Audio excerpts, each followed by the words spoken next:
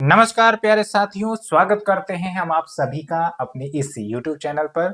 सबसे पहले मैं आपसे क्षमा माँगता हूँ क्योंकि लंबे समय से वीडियो अपलोड नहीं हो रही थी, लगभग 12 दिन और कुछ कारणवश इमरजेंसी आ गई थी, इसीलिए मैं वीडियो नहीं अपलोड कर पा रहा था, दिक्कतें थी इसीलिए। अदरवाइज़ कोई प्रॉब्लम नहीं थी हमें अपलोड करने में, कुछ प्रॉब्लम आया है तभी ये दिक्कत आई थी। तो अब हम शुरू करेंगे अपने अगले चैप्टर की तरफ। आपको हम बता दें कि पॉलिटी का जो सीरीज चल रहा है हमारा मेंस स्पेसिफिक, उस पर हम टारगेट कर रहे हैं, जिसमें जहां पर भी हमें प्रीलिम्स के इंपॉर्टेंट पॉइंट्स दिखते हैं उसे भी हम कवर करते हैं करंट अफेयर्स के साथ। तो आपका करंट अफेयर साथ के साथ आपका स्टैटिक जो आपके मेंस के लिए रेलेवेंट है, प्रीलिम्स के लिए रेलेवेंट है, वो भी हम डिस्कस करते हैं। तो चलिए शुरुआत करेंगे। आज जो हमारा चैप्टर है सिटीजनशिप और जो दूसरा चैप्टर होगा वो है शेड्यूल्ड एरियाज के बारे में। ये दो कवर करेंगे और थोड़ा-सा मैं आपको पहले अहमियत बताता हूँ सिटीजनशिप को लेकर। देखिए, चाहे प्रीलिम्स का एग्ज़ाम हो, चाहे मेंस का एग्ज़ाम हो, उतनी ज़्यादा जो प्रायोरिटी टॉपिक अगर हम कहेंगे ना, तो उस प्रायोरिटी टॉपिक में ये नहीं आता है। और इसमें पूछा ही क्या जाएगा, आप भी थोड़ा-सा सोचने का कोशिश करिए। मेंस में सिंपल क्वेश्चन तो पूछा नहीं जाता है कि भाई किस मेथड से हम सिटीजनशिप एक्वायर कर सकते हैं या फिर किस मेथड से सिटीजनशिप रिवोक किया जा सकता है, ऐसा तो कुछ होता नहीं है। हाँ, एक जो मुद्दा इसके अंतर्गत घूमता फिरता रहता है वो है आपका जो सिटीजनशिप अमेंडमेंट एक्ट 2019 लाया गया था, तो इसके रूल्स नोटिफाई किए गए हैं। तो इसके रूल्स में क्या कुछ बातें कही गई हैं, उसको हम जानेंगे और उसके बाद उसके क्या प्रोज है, कॉन्स हैं, हमारे संविधान के अनुसार वो कितना सही फिट बैठता है, ये सब मुद्दा जो है न्यूज़पेपर में घूमता-फिरता रहता है, तो उसको हम अलग तरीके से हैंडल करेंगे। So let's start with the basic definition of citizenship. क्या होता है सिटीजनशिप? देखिए, एक देश है, मान के चलिए ये देश है, ये कोई भी हो सकता है, इंडिया हो सकता है, बांग्लादेश, पाकिस्तान, यूरोप का कोई कंट्री हो सकता है। उसमें लोग रहते हैं। अब जो व्यक्ति रहेंगे या तो वो परमानेंटली वहीं से रह रहे हैं, वहीं पर रह रहे हैं। दूसरा हो सकता है कि भाई काम करने के लिए किसी दूसरे देश में हम माइग्रेट करे गए। जैसे बहुत सारे इंडियंस दूसरे देश में माइग्रेट करते हैं काम करने के लिए, पढ़ाई करने के लिए।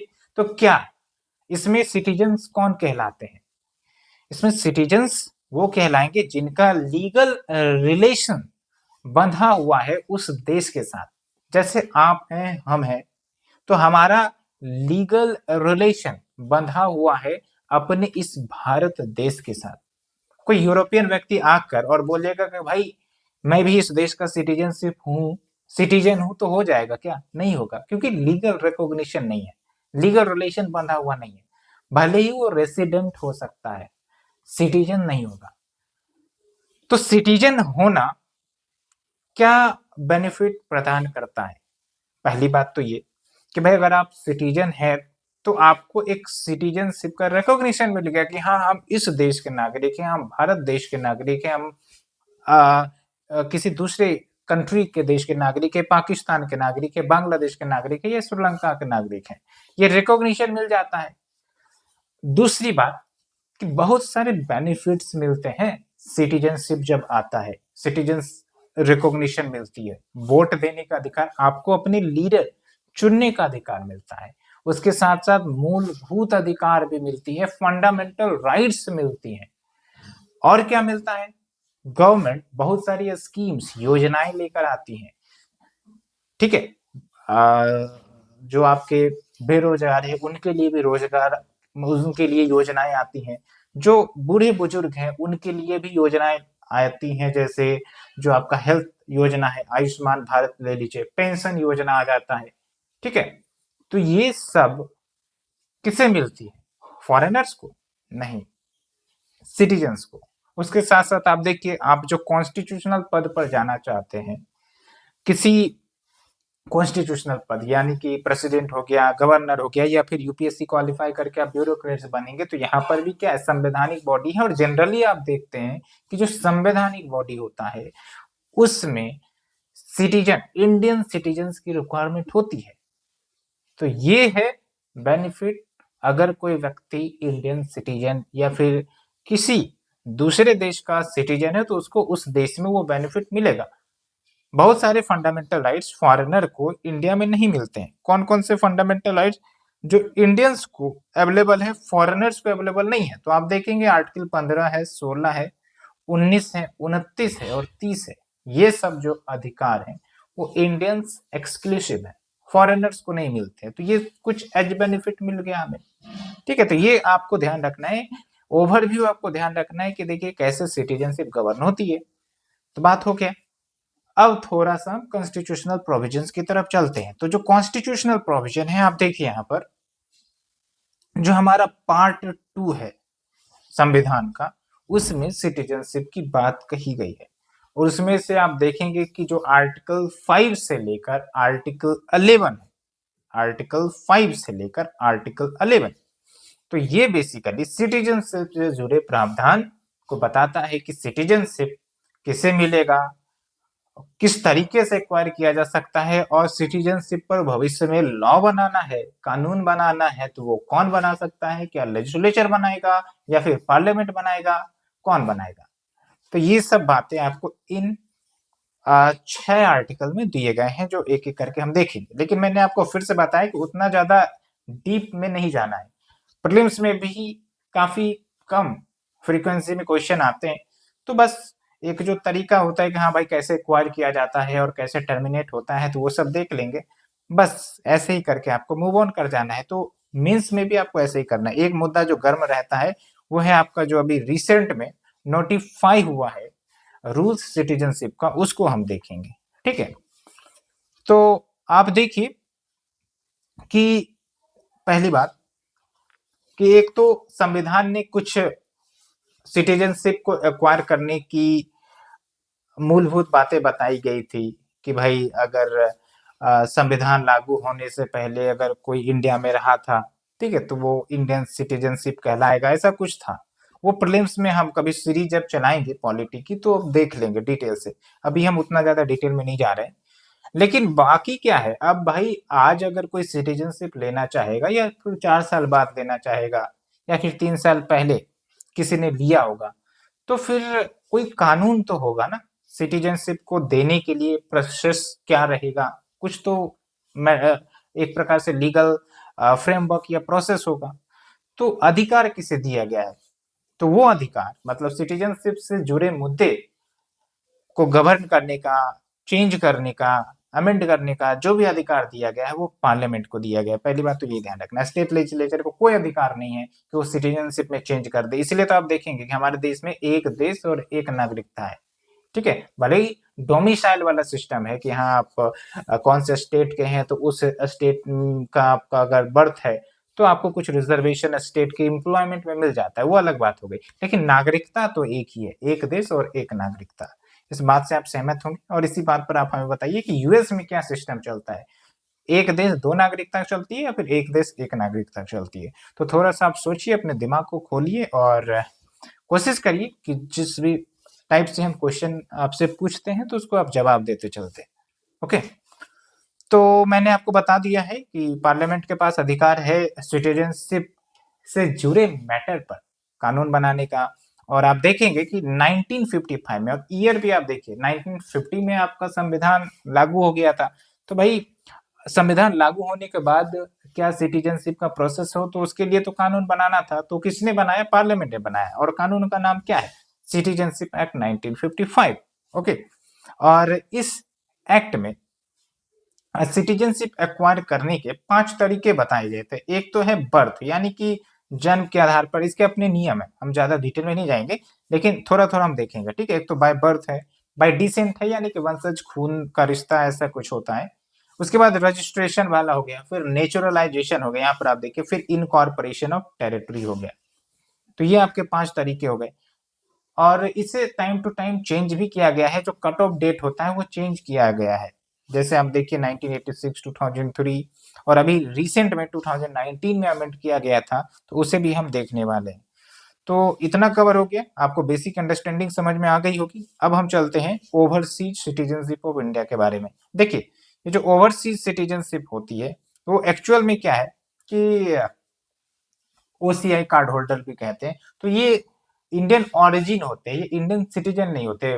पास्ट में हो सकता है इनके फादर या फिर ये खुद इंडियन सिटीजनशिप रखे हुए होंगे, लेकिन बाद में टर्मिनेट हो गया होगा। बाद में इन्होंने जो इंडियन सिटीजनशिप है उनको वो छोड़ दिए होंगे। बहुत सारे केसेस आती हैं ये, ठीक है। तो उनको हम क्या कैटेगराइज कर देते हैं, overseas citizenship of India categorize कर देते हैं। और इसे इंट्रोड्यूस किया गया था by the citizenship amendment act 2005। और इसके अंतर्गत क्या आप देख सकते हैं कि foreigners of the Indian origin and spouse of the Indian citizen और ओसीआई कार्ड होल्डर्स, ये इनको कुछ एक्स्ट्रा बेनिफिट मिलता है, like they can live for longer times in India and can get much more benefits unlike the foreigners who do not belong to Indian origin directly or indirectly। Simple सा आपको ये ध्यान रखना है। Okay, तो ये मुद्दा हो गया। अब चलते हैं एक और जो इश्यू हाईलाइट हुई थी, दो इश्यू इसमें आ जाएंगे, एक तो सिटीजनशिप अमेंडमेंट रूल्स वाला भी आएगा और एक है आपका 108 माइग्रेंट जो पाकिस्तान से थे उनको इंडियन सिटीजनशिप गुजरात में दे दिया गया था। तो कैसे दिया गया, प्रोसेस पर आप थोड़ा सा ध्यान दीजिए। 2021 में मिनिस्ट्री ऑफ होम अफेयर्स ने एक ऑर्डर इश्यू किया, ऑर्डर जारी किया, जिसमें जो डिस्ट्रिक्ट कलेक्टर है, वहां के कुछ डिस्ट्रिक्ट के डिस्ट्रिक्ट कलेक्टर, उनको एम्पावर किया गया कि वो जो सिटीजनशिप के एप्लीकेशन है उसको ये हैंडल करेंगे और उसको अप्रूव कर सकते हैं। मतलब समझ रहे हैं, डिसेंट्रलाइजेशन करने का प्रयास किया गया था। अदरवाइज पहले क्या है कि ये सारे मैटर सेंट्रल गवर्नमेंट ही हैंडल करते थे, अब यहाँ पर डिसेंट्रलाइजेशन करने की बात कही गई थी और तेजी आए सिटीजनशिप के ग्रांट में, इसीलिए ये सब कुछ कंसेप्ट इंट्रोड्यूस किया गया था, लेकिन पूरे देश में नहीं। एक बात ये ध्यान रखना है, ठीक है। और जैसा कि आपको पता है कि इन सब पर जो नियम रूल्स रेगुलेशंस लाने का जो जिम्मा दिया गया है संविधान की तरफ से, वो आपको सेंट्रल गवर्नमेंट को दिया गया है। वो रूल्स नोटिफाई कर सकते हैं, ऑर्डर इश्यू कर सकते हैं। ओके, और ये जो ऑर्डर है, this order is applying to the minority communities in Afghanistan, Bangladesh and Pakistan. Okay, और इसका आउटकम ये भी हुआ कि कुछ माइग्रेंट्स को सिटीजनशिप भी मिल गया, ठीक है। तो क्या तरीका है इंडियन सिटीजनशिप एक्वायर करने का, ऑलरेडी मैंने बताया, birth, descent, registration, naturalization, I am sorry. तो ये सब कुछ तरीके। अब देखिए रजिस्ट्रेशन में क्या होता है कि इसके लिए कंडीशन होता है कि कोई भी इंडियन ओरिजिन पीपल जो इंडिया में कम से कम 7 साल गुजार दिया है रहकर, इंडियन ओरिजिन की बात करें, इंडियन सिटीजन है नहीं, इनको सिटीजनशिप लेनी है, तो भाई 7 साल आप इंडिया में गुजार दीजिए रहकर, या फिर किसी इंडियन सिटीजन से शादी कर लीजिए and have resided in India for 7 years before filing the application for the citizenship of India. तो ये एक तरीका हो गया, ठीक है। रजिस्ट्रेशन, नाम से पता चल रहा है रजिस्ट्रेशन करवा के। फिर एक होता है नेचुरलाइजेशन, ठीक है। तो नेचुरलाइजेशन में क्या है कि भाई कोई भी व्यक्ति जो इंडियन सिटीजनशिप लेना चाहता है, ओके, तो वो फॉर्म फिलअप करके नेचुरली ये इंडियन सिटीजनशिप ले सकते हैं, ठीक है। लेकिन कुछ कंडीशंस होती है, लाइक आपको सर्टेन टाइम पीरियड के लिए इंडिया में रहना पड़ेगा, गुड कैरेक्टर होना चाहिए, और आप परमानेंटली इंडिया में सेटल करना चाहते हैं, तो ये सब कुछ गाइडलाइंस होते हैं। आपको उस निटी ग्रिटीज में जाने की जरूरत नहीं है, क्योंकि वहां से कभी भी क्वेश्चन आता नहीं है मेंस में, और ये सब काफी फैक्चुअल चीज होते हैं, रटिफिकेशन वाला। इवन प्रीलिम्स में नहीं पूछा गया है, मेंस में तो बिल्कुल नहीं बनता है, मुद्दे पर क्वेश्चन पूछा जाता है, बेसिक पर नहीं, क्योंकि अब तो और ज्यादा क्वेश्चन यूपीएससी जो पूछ रही है वो एनालिटिकल हो चुका है। ओके, तो इतना बात हो गया। अब चलते हैं हम जो 2024 में सिटीजनशिप अमेंडमेंट रूल्स 2024 लाया गया है, और ये जो रूल्स लाया जाता है ना, एक्चुअली क्या है कि आप देखेंगे सिटीजनशिप अमेंडमेंट एक्ट 2019 ला दिया गया, वो एक्ट है। अब उस एक्ट को बेस बनाकर रूल्स नोटिफाई करती है गवर्नमेंट। तो अभी 2024 में रूल्स नोटिफाई हुआ है, लेकिन किस एक्ट के आधार पर, तो वो है आपका सिटीजनशिप अमेंडमेंट एक्ट 2019 के आधार पर। इस बात को आपको ध्यान रखना है, क्योंकि यहाँ पर बहुत सारा कंफ्यूजन हो जाता है, ठीक है। और इसमें भी आप देखिए मिनिस्टर ऑफ होम अफेयर्स ने ये रूल्स नोटिफाई किया है, और क्या बातें हैं इस रूल्स में आप देखिए, थोड़ा सा इस पर नजर रखना जरूरी है ताकि आप चीजों को बारीकी से समझ सके। तो कौन सिटीजनशिप के लिए अप्लाई कर सकता है? तो आप यहाँ पर देखिए, individuals with Indian heritage, spouses of the Indian citizen, childrens of the Indian citizen, individuals with historical ties with India, तो ये सब जो है इंडियन सिटीजनशिप के लिए रिक्वेस्ट कर सकते हैं। और कुछ एडिशनल रिक्वायरमेंट्स भी है, जैसे जैसे यहाँ पर आप देखिए, स्टेटमेंट्स सबमिट करने पड़ेंगे, verifying their application details and character reference. उसके बाद जो प्रूफ है उसको थोड़ा सिंप्लीफाई किया गया है, मतलब वेरियस डॉक्यूमेंट्स दिए जा सकते हैं एंट्री प्रूफ के लिए, like visa, resident permits, as well as जो प्रेयर सिटीजनशिप है, अगर किसी दूसरे देश का सिटीजनशिप लिया गया है और इंडियन सिटीजनशिप लेना चाहते हैं तो रिनाउंस करना पड़ेगा। ये तो लॉजिक है, दो सिटीजनशिप तो होती नहीं है, तो अगर पहले से है किसी देश का तो आपको रिनाउंस करना पड़ेगा। देख सकते हैं, granted Indian citizenship applicants must renounce any existing citizenship, ये तो हमारे संविधान में भी लिखा गया है। उसके बाद देखिए, जो एप्लीकेशन प्रोसेस है उसको इलेक्ट्रॉनिकली भी सबमिट किया जा सकता है to an empowered committee via a designated district level committee. तो ये कुछ आपके बेसिक जो रिक्वायरमेंट्स है वो हमने देखा। उसके बाद देखिए, जो सिटीजनशिप अमेंडमेंट एक्ट 2019, इसको थोड़ा सा समझिए, क्योंकि यहाँ पर ही कंट्रोवर्सी क्रिएट हुई थी और 2019 में दिल्ली में कुछ हिंसात्मक घटना भी सामने आई थी जब ये एक्ट को लाया गया था। आपने न्यूज में भी सुना होगा, न्यूज में भी कवर हुई थी, ये बहुत बड़ी घटना के रूप में ये कवर हुई थी। तो ऑब्जेक्टिव क्या है 2019 वाला, तो आप देखिए, path to citizenship for specific religious minority, यहाँ पर आप समझिए कि जो नॉन मुस्लिम कम्युनिटीज हैं मोस्टली, उन्हें सिटीजनशिप देने की रिक्वायरमेंट इसमें बताई गई थी। खासकर जो हमारे पड़ोसी मुल्क है, जैसे अगर कोई पाकिस्तान, बांग्लादेश, अफगानिस्तान में रिलीजियस माइनॉरिटीज है, नॉन मुस्लिम माइनॉरिटीज, और वहां पर उनको परेशानी हुई है, रिलीजियस परसिक्यूशंस हुए हैं, तो वो इंडिया में सिटीजनशिप ले सकते हैं। ये आपका अमेंडमेंट करके लाया गया था। आप देखिए, the law एक्सपीडिटेड the citizenship for Hindu, Sikh, Buddhist, Jain, Parsi, Christian who entered India from Pakistan, Bangladesh और अफगानिस्तान, ये 3 देशी है, बिफोर दिसंबर 31 2014। तो ये कट ऑफ डेट है, इससे पहले अगर आ गए हैं तो उन्हें सिटीजनशिप मिल सकता है, अगर यहाँ पर इन कम्युनिटीज ने रिलीजियस परसिक्यूशन फेस किया है। ओके। और उसके बाद देखिए, एक तो रेसिडेंसी रिक्वायरमेंट्स होती है कि भाई अगर आपको सिटीजनशिप लेना है तो भारत में कम से कम एक पार्टिकुलर टाइम पीरियड आपको गुजारना पड़ेगा। ठीक है, तो पहले 11 साल हुआ करता था अगर नेचुरलाइजेशन से सिटीजनशिप लेना है। तो इस अमेंडमेंट में खासकर यहाँ इन देशों से लोग अगर आ रहे हैं, रिलीजियस माइनॉरिटीज, नॉन मुस्लिम, तो उनके लिए जो रेसिडेंसी रिक्वायरमेंट्स है 5 साल, यानी कि अगर यहाँ पर रह के 5 साल भी बिता दिए हैं, समय इन्होंने बिताए हैं यहाँ पर, तो उनको सिटीजनशिप मिल जाएगा। ये आपको चीज है। तो अब बात आती है कि इस एक्ट के फेवर में और आर्ग्यूमेंट अगेंस्ट में। तो पहली बात तो ये है कि भाई ह्यूमैनिटेरियन रिलीफ की, भाई मानवता के रूप में हमने चलो सिटीजनशिप देने का प्रयास किया कम समय में, तो कम से कम हमारा जो ह्यूमैनिटेरियन ऑरा है वो बढ़ेगा। ओके।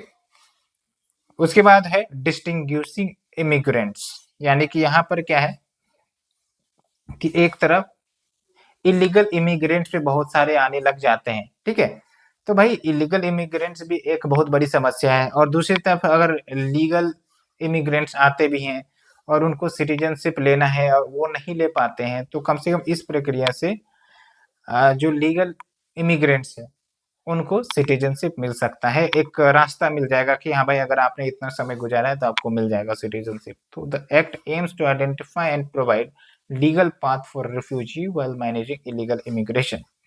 तो कुछ कंसर्न्स एंड क्रिटिसिज्म क्या है? तो सबसे पहली बात तो ये कि जो कट ऑफ डेट डिसाइड की गई है 31 दिसंबर 2024, ये भी आर्बिट्री है। क्यों हमने 31 दिसंबर ही रखा? हम 2015 भी रख सकते थे, 2011 भी रख सकते थे। Why this cut off date? दूसरी बात ये कि पोटेंशियल डिस्क्रिमिनेशन आपको लगेगा, ये आपको विजिबल भी होगा कि इसमें क्या बोला जा रहा है। मोस्टली आपको नॉन मुस्लिम कम्युनिटी जिन्होंने रिलीजियस पर्सिक्यूशंस फेस किया है, ठीक है। तो इसका मतलब क्या हुआ कि जो मुस्लिम कम्युनिटी है यहाँ पर आपको डिस्क्रिमिनेशन देखने को मिल रहा होगा, महसूस हो रहा होगा, ठीक है। तो it may violate India's commitment to equality and secularism, और सेकुलरिज्म जो है हमारा बेसिक प्रिंसिपल है संविधान का, मूलभूत, है ना। उसके बाद देखिए प्रूफ ऑफ परसिक्यूशन, ये जो परसिक्यूशन हम बोल रहे हैं, तो एक्चुअली क्या प्रूफ है कि परसिक्यूशन हुआ है। एक प्रॉपर ऑब्जेक्टिव तरीके से जब एनालाइज किया जाएगा तभी तो हम बोलेंगे कि हाँ भाई हुआ है। अदरवाइज सिर्फ एक क्या कहते हैं उसको, विचारधारा बनाकर हम इस निर्णय पर तो नहीं आ सकते, ठीक है। तो ये एक पॉइंट हो जाती है। फिर है आपका अनइक्वल ट्रीटमेंट, वही बात निकल गई कि यहाँ पर जो देश को चुना गया है, मोस्टली आपके 3 देश है, और देश का क्या, वहां से भी तो जो लोग हैं वहां पर भी रिलीजियस परसिक्यूशंस हो सकता है, तो उनको क्यों नहीं सिटीजनशिप दिया जाएगा। तब तो यहाँ पर भी आपको इनइक्वालिटी जैसा भेदभाव देखने को मिल रहा होगा। उसके बाद इंटरनेशनल रिलेशंस पर भी प्रभाव पड़ सकता है। The act could strain the relations with the neighbouring country, ठीक है। बाकी अगर हम बात करें वे फॉरवर्ड की, तो वही है कि चलो सिटीजनशिप अमेंडमेंट एक्ट जो लाया गया था, इसका मकसद है कि जो रिफ्यूजी है, जो लंबे समय से इंडिया में रह रहे हैं, उनको अधिकार से वंचित किया गया है, वो सिटीजनशिप लेना चाहते हैं, तो उनको सिटीजनशिप दे दिया जाए, तो एक तो जल्दी से सिटीजनशिप उन्हें मिल जाएगा, ठीक है। और इंक्लूसिव अप्रोच ये रिफ्लेक्ट करता है। और दूसरी बात ये है कि यहाँ पर कहीं ना कहीं हमें डिस्क्रिमिनेशन भी रीजन के आधार पर देखने को मिल रहा है। तो कोशिश या प्रयास ये होना चाहिए कि there should be the focus area on the secularism, which is also the basic structure of the constitution। तो रिलीजन न्यूट्रल होना चाहिए सिटीजनशिप अमेंडमेंट एक्ट को या रूल्स को, and there should be a provision of granting the citizenship to all the persecuted person, क्योंकि persecution मतलब persecution ही होता है कि नहीं है। तो ये पॉइंट निकल गई। अब चलते हैं हम नेक्स्ट टॉपिक। तो आपका देखिए मुद्दा 1-2 ही सिटीजनशिप का था, तो उतना ज्यादा डिटेल में जाने की जरूरत नहीं है। अगर कोई मुद्दा फिर से आता है सिटीजनशिप का, तो वो मैगजीन में तो आएंगी ना, तो हम उसे कवर करेंगे, तो there is no need to worry, we are here for you. उसके बाद हम चलते हैं चैप्टर नंबर 8 में, जो कि हमारा है शेड्यूल्ड एंड ट्राइबल एरियाज।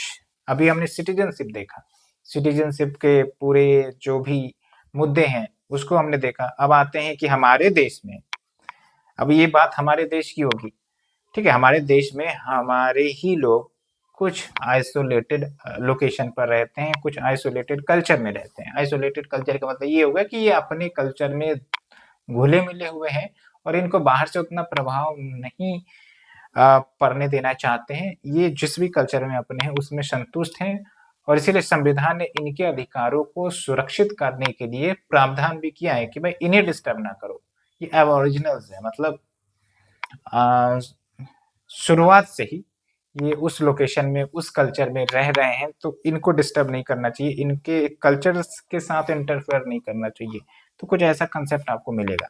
तो यहाँ पर जो मोस्टली टॉपिक है वो है आपका ट्राइबल पॉपुलेशन का, एंड जो आपके लोअर कास्ट के जो एक प्रकार से सो कॉल्ड हम कहेंगे, क्योंकि एक्चुअली नेचुरली लोअर कास्ट और हायर कास्ट वाली चीज तो होती नहीं है, लेकिन सोशल डिस्क्रिमिनेशन एक प्रकार से रहा है हिस्टोरिकली। तो कहीं ना कहीं आज लोअर कास्ट अपर कास्ट वाला मुद्दा हमें दिख जाता है। ओके, तो देखिए जो बेसिक ऑब्जेक्टिव मैंने आपको बता दिया कि शेड्यूल्ड एंड ट्राइबल एरियाज को लाने का मकसद क्या होगा, क्योंकि ये जो ट्राइबल्स है दे आर एबोरिजिनल्स, और इनके अधिकार को प्रोटेक्ट करना संविधान का एक मूलभूत ढांचा आप मानिए, मूलभूत प्रिंसिपल मानिए। तो ये संविधान देता भी है कुछ प्रोविजंस करके, तो उसे भी हम देखने वाले हैं। तो यहाँ पर देखिए सबसे पहले हम चलेंगे पार्ट 10 की तरफ। तो जो पार्ट 10 है हमारे भारतीय संविधान का, जो आर्टिकल 244 के बारे में बताता है। Okay, schedule area, tribal areas and these areas are home to the tribal population and यहाँ पर डेवलपमेंट लाना हो या फिर यहाँ के लोगों के साथ डील करना, तो हम सेम अप्रोच नहीं ला सकते जो हम डोमिनेंट लोकेशन पर या फिर अर्बन एरियाज पर या फिर rural areas where there is no tribal population, वहां पर अगर हम कुछ नियम कानून लगाते हैं तो यहाँ पर वो नियम कानून वैसे नहीं लगेंगे, कुछ ट्विस्ट कर कर लगेंगे, कुछ ऑटोनॉमी रहेगी। तभी तो आप देखते हैं जो पेशा एक्ट है, Panchayati Raj extension to the scheduled areas, वो जो है आपका पेशा एक्ट, उसी प्रकार से आप देखेंगे ग्राम सभा को इन जगहों पर एक्स्ट्रा पावर दिया जाता है, ऑटोनोमस डिस्ट्रिक्ट काउंसिल होती है, ताकि ये अपने हित के निर्णय अपने आप ले, है ना, ज्यादा सेंट्रल गवर्नमेंट या फिर स्टेट गवर्नमेंट का इंटरफेरेंस इनके डायमेंशन में नहीं होता है। तो क्यों? क्योंकि हमें इनके कल्चर, इनके राइट्स को प्रोटेक्ट करना है। और आप देखिए फंडामेंटल राइट्स में भी दिया गया है ना, आपका आर्टिकल 28 दिया गया है, आर्टिकल 29 दिया गया है, ठीक है, आर्टिकल 29-30 भी दिया गया है। तो और अलग से भी इनके लिए प्रोविजंस किए गए हैं, तो बहुत सारे प्रोविजंस है। और मैं तो आपको एक क्वेश्चन के रूप में आप इसे मानिए कि क्या क्या संवैधानिक सुरक्षाएं इन कम्युनिटीज को दी गई हैं संविधान की तरफ से, और हाल फिलहाल में गवर्नमेंट ने क्या क्या इनिशिएटिव लॉन्च किया है टू एम्पावर दीज पीपल, और कैसे हम इनको जो डेवलपमेंट है उसका हिस्सा बना सकते हैं, ताकि ये भी एक विकास के रास्ते पर चले विदाउट अफेक्टिंग देयर कल्चर। ठीक है, तो ये एक अच्छा एनालिटिकल क्वेश्चन है, आप इस पर प्रयास करिएगा आंसर लिखने का। So it is very very good to analyse this issue holistically. Okay, अब देखिए जो शेड्यूल्ड एरियाज हैं, इसमें आपके दो शेड्यूल्ड एरियाज क्यों बोल रहे हैं, पहली बात तो यही क्योंकि संविधान में आपको शेड्यूल दिए गए हैं। ठीक है, आपने पढ़ा होगा शेड्यूल 1 है भाई, शेड्यूल 2 है, शेड्यूल 3 है, शेड्यूल 4, 5, 6, 7, 8, 9, 10, 11, 12 ऐसे करके शेड्यूल है। तो ये जो ट्राइबल एरियाज है ना, ये शेड्यूल एरियाज में मेंशन होते हैं, तभी तो पता चलेगा कि हाँ भाई ये शेड्यूल एरियाज है, अच्छा इससे ये बेनिफिट मिलना चाहिए, अच्छा इन्हें ये अधिकार मिलना चाहिए। अगर नहीं ही मेंशन होगा तो भाई कल को कोई ऐसे ही गवर्नमेंट आ गई और इनके अधिकारों से वंचित कर दिया तो इसलिए शेड्यूल एरियाज को डेजिग्नेट किया जाता है। कौन डेजिग्नेट करता है वो सब हम देखने वाले हैं एक एक करके, तो आप चिंता ना करें, वो सब कवर होगा।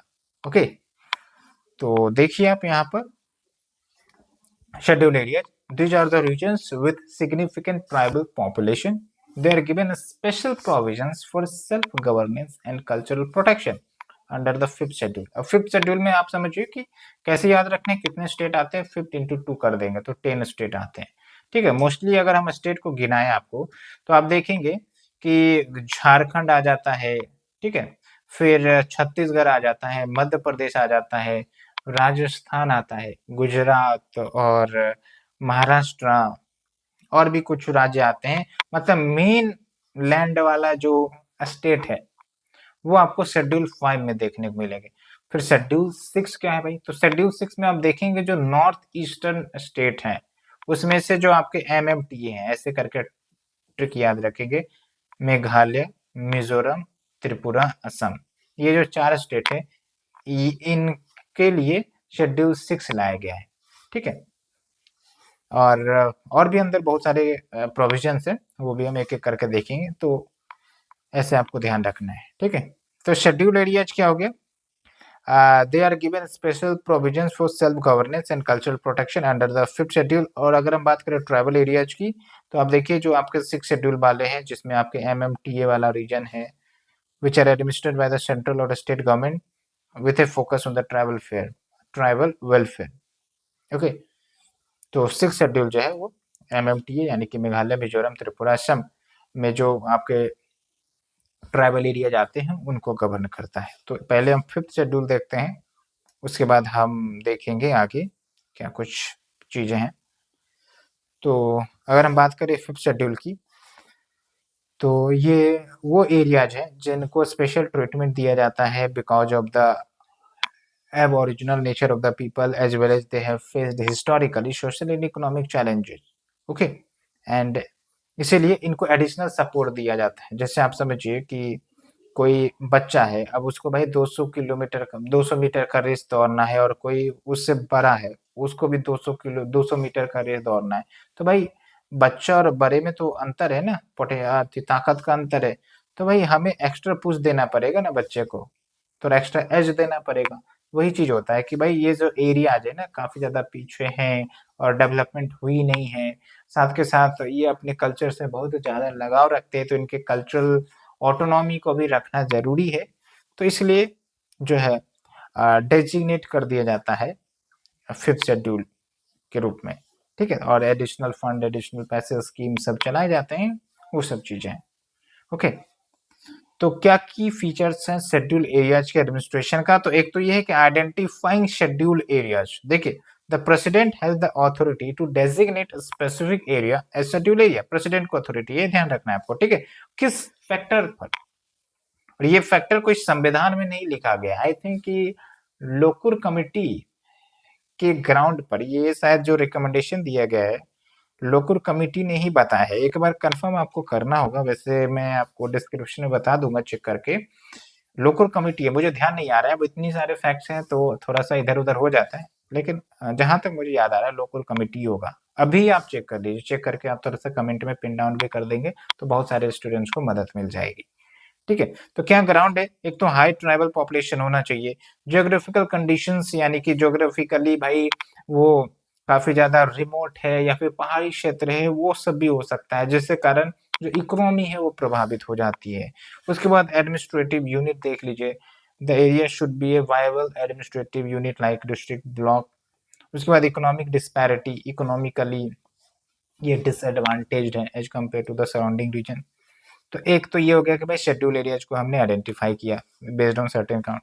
फिर दूसरा है shared governance, like state administration की बात करें तो एग्जीक्यूटिव पावर तो एक्सटेंड होता है, ये ध्यान रखना। अगर लेजिस्लेटिव पावर की बात करें तो भाई गवर्नर के परमिशन के बिना कौन सा लॉ लागू होगा, कौन सा लॉ लागू नहीं होगा, वो गवर्नर डिसाइड करेगा, ठीक है। तो ये ध्यान रखना है, लेकिन एग्जीक्यूटिव पावर स्टेट गवर्नमेंट की लागू होती है शेड्यूल एरियाज में विद इन देयर बॉर्डर्स, ये ध्यान रखना है। उसके बाद देखिए, central oversight, the governor of the state is accountable to the president for the administration and must submit annual reports. ये आपको ध्यान रखना है, क्योंकि डायरेक्टली इनडायरेक्टली आपको मदद में आएगा कि किस प्रकार से शेड्यूल एरियाज को प्रोटेक्शन दी गई है, क्या प्रोविजंस है, तो वहां पर यही सब लिखना पड़ेगा आपको। उसके बाद देखिए, ट्राइबल एडवाइजरी काउंसिल गठित करने की बात भी कही गई है। मतलब ऐसे स्टेट जहां पर शेड्यूल्ड एरियाज है तो उन्हें ट्राइबल एडवाइजरी काउंसिल स्टेब्लिश करना है। और नाम से ही पता चल रहा है ट्राइबल एडवाइजरी काउंसिल मतलब ट्राइबल्स के वेलफेयर के लिए एडवाइस करेगा ये काउंसिल। ओके, और इसमें मेजोरिटी जो रिप्रेजेंटेटिव होंगे वो ट्राइबल्स ही होंगे from the state legislature, Adivasi and. और ये क्या काम करेंगे? Advising the governor on matters related to the welfare and development of the scheduled tribes. Clear है, नाम से ही पता चल रहा है। उसके बाद क्या है, अब देखिए कोई एग्जिस्टिंग लॉ है वो अडॉप्ट होगा कि नहीं होगा या मॉडिफाई होकर अडॉप्ट होगा, वो गवर्नर डिसाइड करेगा। तो भाई कोई स्टेट लेजिस्लेचर लॉ लेकर आ रही है या फिर पहले का ही लॉ है तो उस शेड्यूल एरियाज में लागू होना ही नहीं लोग होना है, वो गवर्नर डिसाइड करेगा। एक बात हो गई। तो आप देखिए किस प्रकार से प्रोटेक्शन दे रखा है संविधान ने, पूरा प्रोसेस, पूरा प्रोसीजर सब कुछ दे रखा है। उसके बाद देखिए, क्रिएटिंग कस्टम रेगुलेशन, जो गवर्नर है with the tribal advisory councils consultation can make regulations for maintaining peace and good governance within the scheduled area, and these regulations may control land transfer among the tribal members, regulate land allotment to the tribal communities। उसके बाद क्या है भाई, money lending, मतलब ऐसा बात समझिए कि अब क्या है कि कोई आउटसाइडर है, उसके साथ लेन देन करना है, पैसे की लेन देन करनी है, लोन देने के लिए आ गया, पता चला कि भाई लोन तो दे दिया और उसके बदले में जब लोग नहीं चुका पाए उस लोन को तो जमीन हड़प लेगा, जमीन कब्जा कर लेगा, तो उनके लैंड राइट से तो खिलवाड़ हो गया ना। इसलिए ये प्रोटेक्शन दिया गया है कि भाई जो मनी लेंडिंग बिजनेसेस है उसको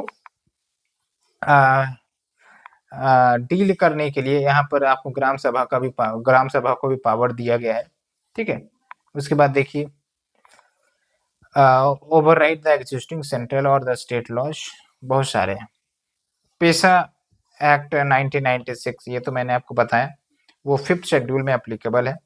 उसके बाद देखिए कमीशन को अपॉइंटमेंट की भी बात की गई है, जैसे प्रेसिडेंट में time to time at the expiration of 10 years from the commencement of the constitution commission appoint कर सकती है for the monitoring for these population, और ये आर्टिकल 339 में बताया गया है। फिर देखिए amendment to the 5th and 6th schedule, any amendment can be done without invoking article 368, ये ध्यान रखना, ये सबसे इंपॉर्टेंट फैक्टर प्रीलिम्स के लिए भी। भाई 5th शेड्यूल, 6th शेड्यूल और 2nd शेड्यूल, एक और मैं आपको बता देता हूँ, इसमें अगर अमेंडमेंट की जरूरत है ना तो आर्टिकल 368 के तहत हमें स्पेशल मेजोरिटी की जरूरत नहीं होगी, सिंपल मेजोरिटी से इसमें चेंज किया जा सकता है, नोटिफाई किया जा सकता है चेंजेस को। अब ये जो पेशा एक्ट है, मैंने आपको बताया कि ये जो 5th शेड्यूल के लिए लागू होते हैं। ऐसे नॉर्मली आप देखेंगे कि जो लोकल सेल्फ गवर्नमेंट के लिए 73rd और 74th कॉन्स्टिट्यूशनल अमेंडमेंट एक्ट लाया गया था कि नहीं? तो 73rd हो गया आपका रूरल एरियाज के लिए, 74th हो गया आपका अर्बन एरियाज के लिए। लेकिन जैसा कि मैंने आपको बताया कि ये तो चलो स्टेट लेजिस्लेचर कानून ला रही है, अब भाई अब इसको भी ट्राइबल एरियाज में या फिर शेड्यूल एरियाज में अगर लागू किया जाएगा तो जैसा कि मैंने आपको बताया कि इसमें कुछ चेंजेस करने पड़ेंगे, क्योंकि यहाँ पर आपको ट्राइबल पीपल से भी तो हैंडल करना है, तो उनको उतना एम्पावर होना चाहिए, उतनी शक्ति दी जानी चाहिए ताकि वो ऑटोनॉमस डिसीजन ले सके। ऐसा ना हो कि उनके राइट्स जो दिए गए हैं, स्पेशल राइट्स, वो वायलेट हो जाए और बाद में इनके जो यूनिक कल्चर है वो प्रभावित हो जाए। ठीक है, वो कहीं ना कहीं डोमिनेंट कल्चर से मर्ज ना हो जाए, तो उसको ध्यान में रखते हुए कुछ सिक्योरिटीज दी गई है।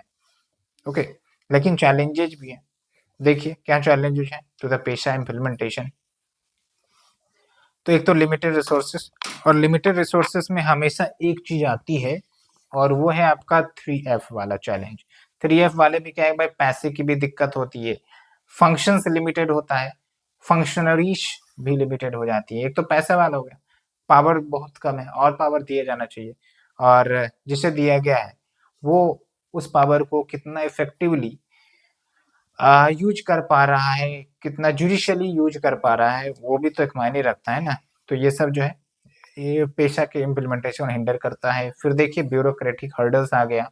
ओके, फिर है पब्लिक अवेयरनेस गैप, यानी कि लोगों में अवेयरनेस नहीं है कि क्या पावर दी गई है, और अगर कुछ त्रुटि आ रही है, कुछ हमें अपना डाउट रेज करना है, कुछ सवाल करना है अथॉरिटी से, तो कैसे करेंगे, समाधान कैसे किया जाएगा, ये सब बातें। फिर ignoring the tribal right, state laws in conflict, कभी कभी स्टेट लॉज जो है शेड्यूल एरिया के कन्फ्लिक्ट कंट्रोडिक्ट कर जाते हैं with the central PESA act.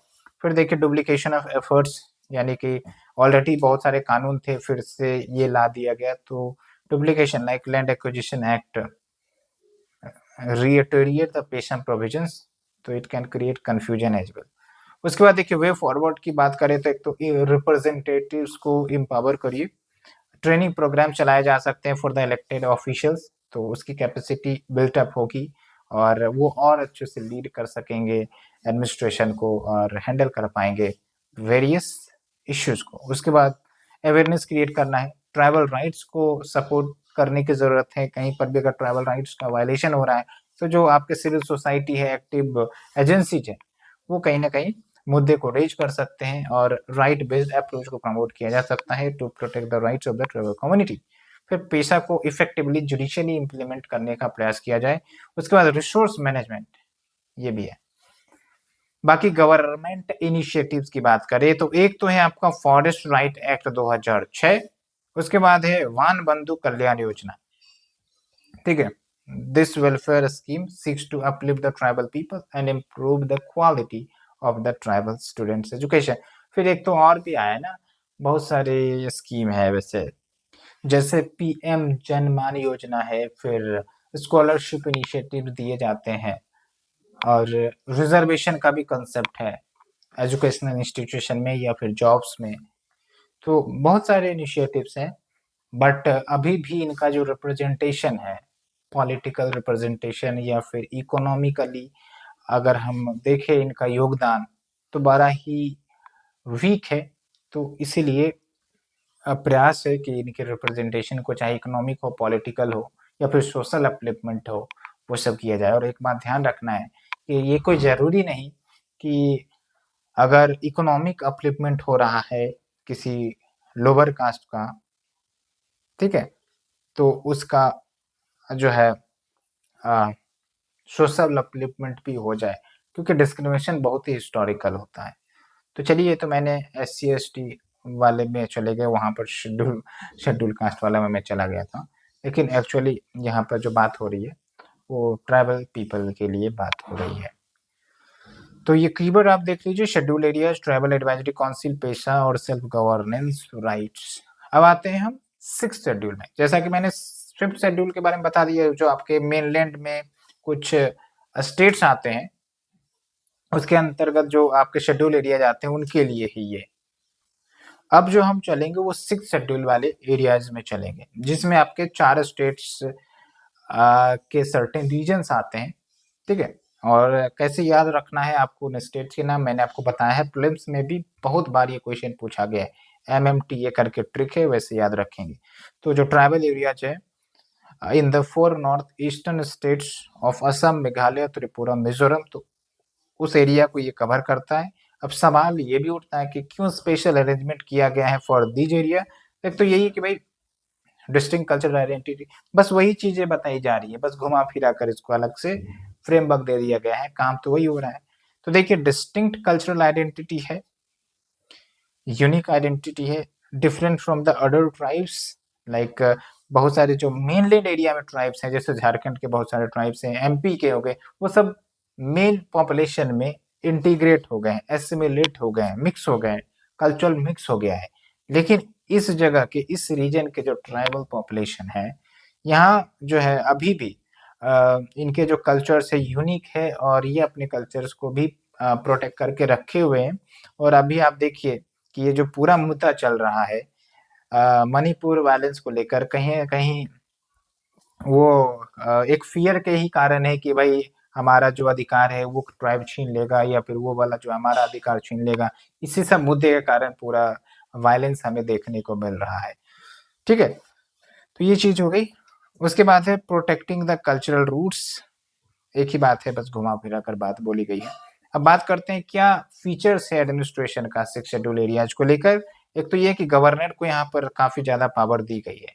अब देखिए, जो गवर्नर है वो डिफाइन कर सकता है, मॉडिफाई कर सकता है boundaries of the autonomous district, यानी कि मान के चलिए असम है, तो असम में कुछ गिने चुने ऑटोनोमस डिस्ट्रिक्ट्स हैं, ठीक है। ऑटोनोमस डिस्ट्रिक्ट नाम नहीं याद हो रहा है, लेकिन ऑटोनोमस डिस्ट्रिक्ट है। तो भाई लेट्स से कि 2 ऑटोनोमस डिस्ट्रिक्ट हैं, तो कल को गवर्नर अगर चाहे तो कुछ का एरिया इधर मिक्स कर दे, कुछ का एरिया इधर कम कर दे, तो ये किया जा सकता है। ये पावर गवर्नर को दिया गया है। Define and modify the boundaries of autonomous district and even divide the district with diverse tribes into separate region. उसके बाद ऑटोनोमस डिस्ट्रिक्ट की बात करें तो जो ट्राइबल एरियाज है इनको यहाँ पर ऑटोनोमस डिस्ट्रिक्ट के रूप में घोषित कर दिया गया है। नाम से पता चल रहा है ऑटोनोमस मतलब बहुत सारे ऑटोनॉमी दी गई है यहाँ के लोगों को, कि वो अपना गवर्नेंस यहाँ पर अपने तरीके से चला सकते हैं। तो अपने तरीके से चलाने का मतलब ये हुआ कि इनके जो भी राइट्स हैं, कल्चरल राइट्स हो सकते हैं, ट्रेडिशनल राइट्स हो सकते हैं आपके, और जो मनी को क्या कहते हैं, मनी एक्सचेंज जो किया जाता है, लोन लेने देने का कुछ राइट्स है, तो ये अपने आप को हैंडल कर सकते हैं। इसमें सबसे ज़्यादा एम्पावरमेंट जो है ग्राम सभा को किया गया है, ठीक है। तो ये बात हो गई।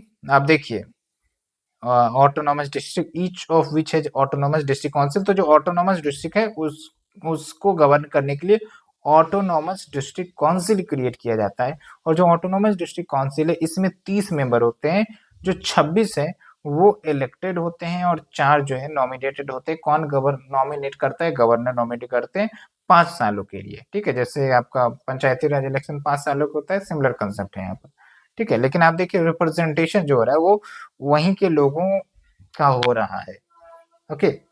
And this district exist within the state but have some self governing powers. उसके बाद देखिए डिस्ट्रिक्ट एंड रीजनल काउंसिल्स की बात करें तो elected representatives from these councils ये अपने एरियाज को मैनेज करते हैं, और क्या कुछ पावर इन्हें दिया गया है जो काउंसिल है, क्या पावर दिया गया है? एक तो legislative power, council can make laws on the specific matter, जैसे लैंड मैनेजमेंट, अपने एरिया में जो भी जुरिडिक्शन में आ रहा है लैंड, तो कैसे लेन देन वाला मुद्दा हो, सोशल कस्टम्स जो है उसके रिगार्डिंग ये अपना नियम कानून बना सकते हैं। विलेज एडमिनिस्ट्रेशन हो गया, ठीक है, लेकिन जो भी ये कानून बनाएंगे अप्रूवल चाहिए होगा गवर्नर से, तो यहाँ पर आप देखेंगे गवर्नर को अच्छा खासा पावर दिया गया है।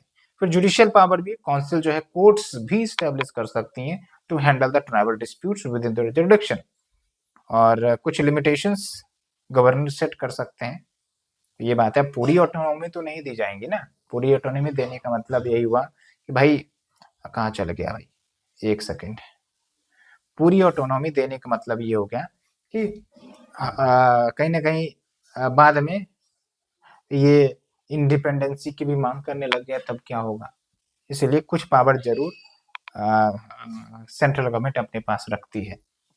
ओके, उसके बाद देखिए डेवलपमेंट इनिशिएटिव, काउंसिल जो है अपने अनुसार डेवलपमेंटल इनिशिएटिव्स ले सकते हैं, लाइक स्कूल्स बिल्टअप करना हो, हेल्थ केयर फैसिलिटीज बिल्टअप करना हो, इंफ्रास्ट्रक्चर जो भी नीड बेस्ड है, जो भी इनको जरूरत लगे वो किया जा सकता है।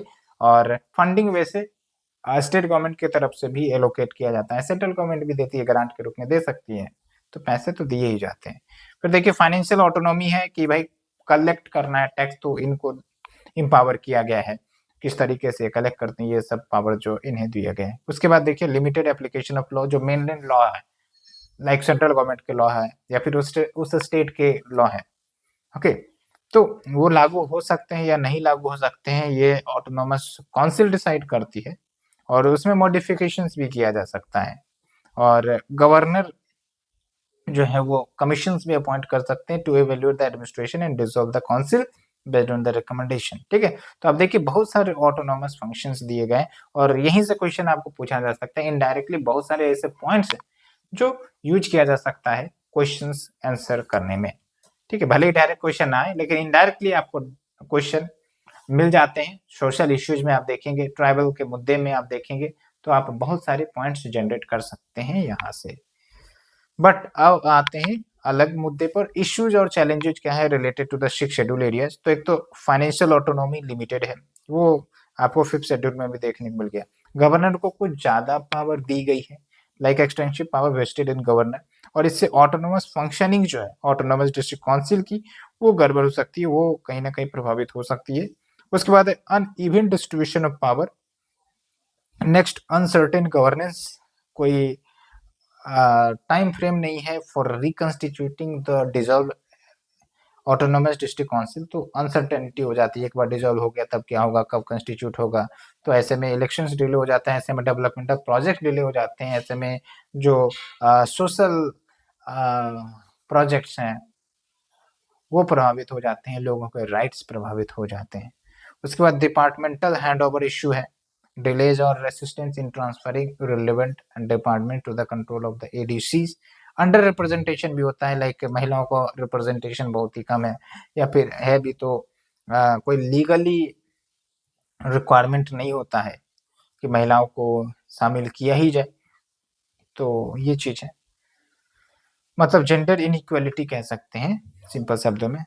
तो वे फॉरवर्ड क्या होगा भाई, एक तो फंडिंग को बढ़ाया जाए, autonomous district council needs guaranteed funding from the state finance commission, even central government जो है टाइमली और रिक्वायर्ड ग्रांट्स दे based on the developmental needs, based on the requirement of the autonomous district reason.